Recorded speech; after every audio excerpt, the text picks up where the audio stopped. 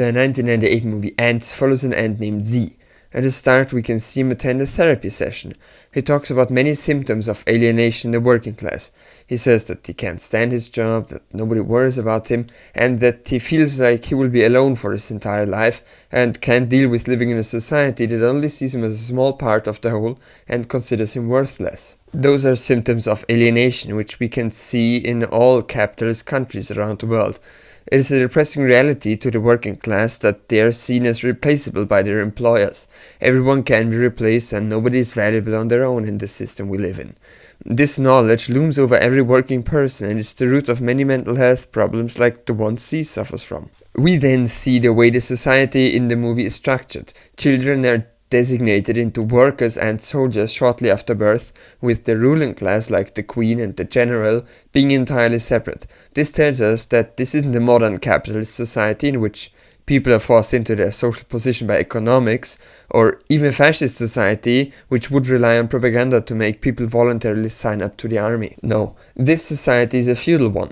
Social roles are given at birth and can never be changed. We know this because C's friend Weaver later says that even listening to someone talking about impersonating a soldier is a capital offense, which is proof that there is a strict separation of workers and soldiers in the anthill.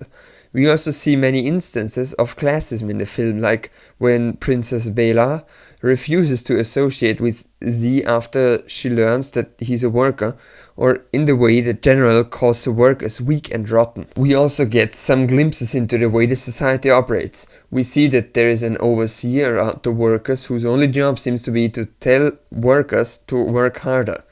We can also see multiple propaganda posters meant to encourage the workers to work harder and more. There are a lot of military propaganda posters and grand displays of the army, which leads us to believe that this is an incredibly militaristic society. We get back to our main character Z in a bar talking to his friend Weaver, who is assigned soldier at birth, and Weaver just tells him not to think about it too much and to just keep working. This is also what his co-workers tell Z. They tell him to think of the colony and to be happy in his alienated state while serving the whole without thinking about his own needs. We then see that the princess of the anthill snuck down to a working class bar for some reason. Z then replaces his quest for finding a meaningful job in life and expressing himself truly every working day with his desire to get a bourgeois ant girlfriend. While she is the class that exploits and oppresses the other ants, this does not seem to bother Z. Unfortunately, she then leaves and Z gets even more depressed.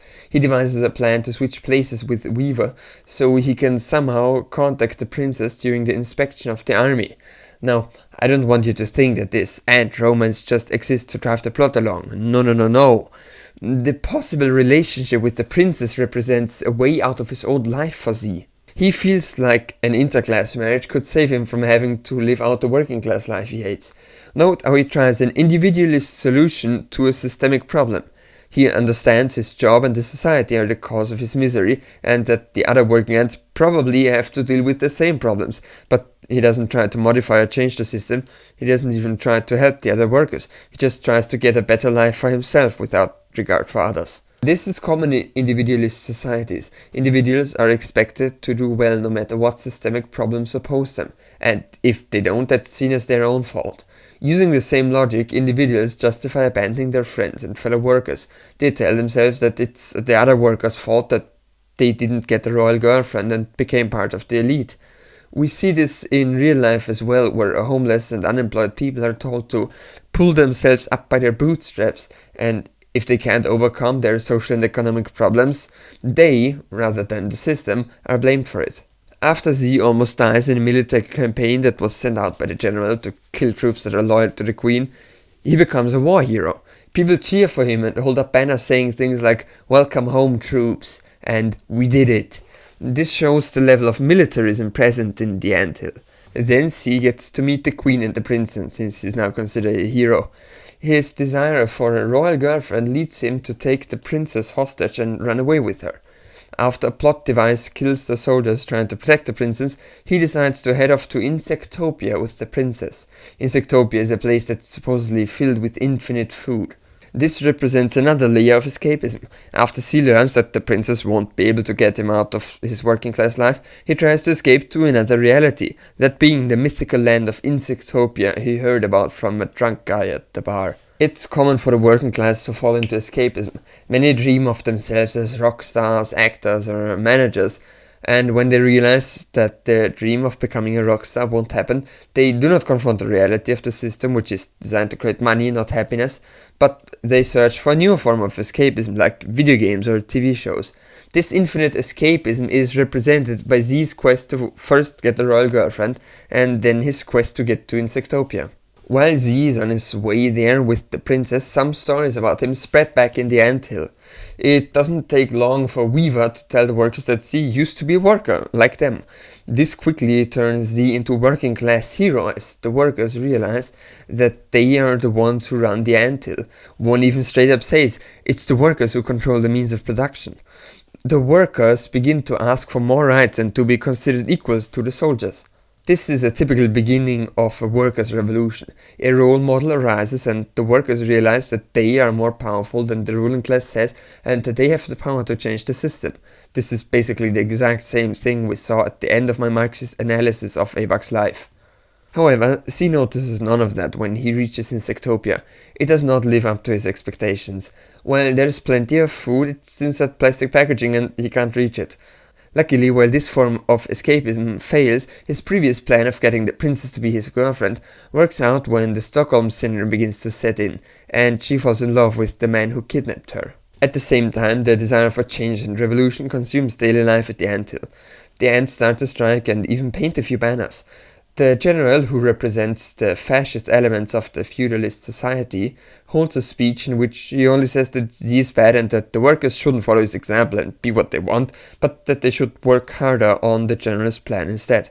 This is a common fascist tactic. The revolutionaries who can bring real change to the working class are demonized, while the fascists pretend that their plan will improve the conditions of the working class. The general claims that they must work hard now so they can enjoy better lives later.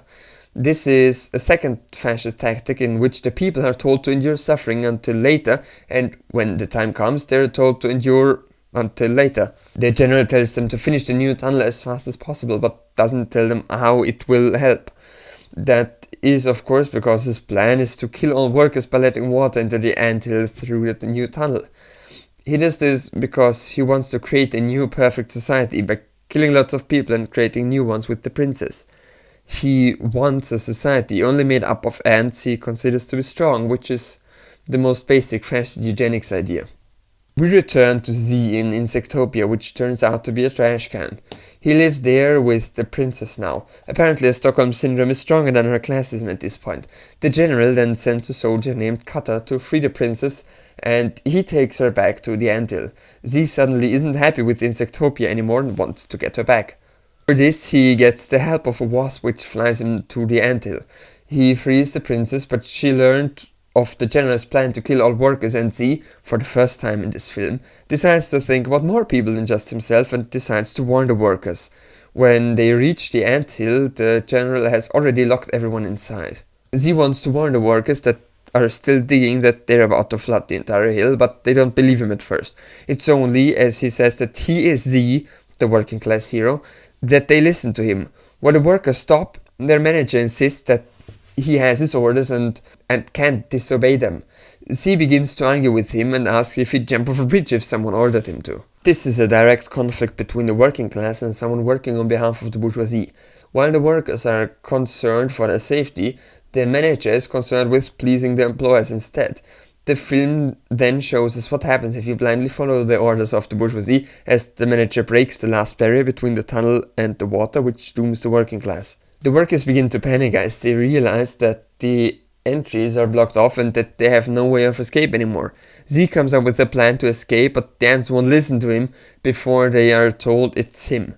They use the united power of the working class to build a tower of ants that reaches all the way to the surface, where the general is holding a speech about destroying the weak in front of his soldiers. This leads us to a fight scene between the General and Z. At this point, they're not only two ants fighting, they represent the systems they advocate. The General represents fascism and authoritarianism, and Z represents the force of the working class. Z wins the fight, the soldiers decide to save the workers, and the movie ends. This is supposed to be a good end for the ants, but if we look at it a little closer, it isn't really. While they defeated the threat of fascism, they didn't actually achieve any reform. They still have a feudal queen who rules over them, and the army, which was willing to take part in a fascist coup, is allowed to continue to exist. Furthermore, nothing about the conditions of the working class has changed. They are still ruled by an authoritarian system, and they have to work under supervision of managers that work on behalf of the authoritarian ruler. While the threat of fascism was defeated, the system of feudalism was upheld, and the problems which were real to Z and the rest of the workers at the beginning of the movie are still just as real at the end. The only difference is that Z now has a princess as girlfriend. The fact that the rest of the working class still has to work their entire lives does not seem to faze him. So, in conclusion, the movie is the story of an alienated worker living under feudalism that seeks escapism and defeats a fascist coup without changing the underlying system of exploitation, even though he knows that he has the power to change it at the end.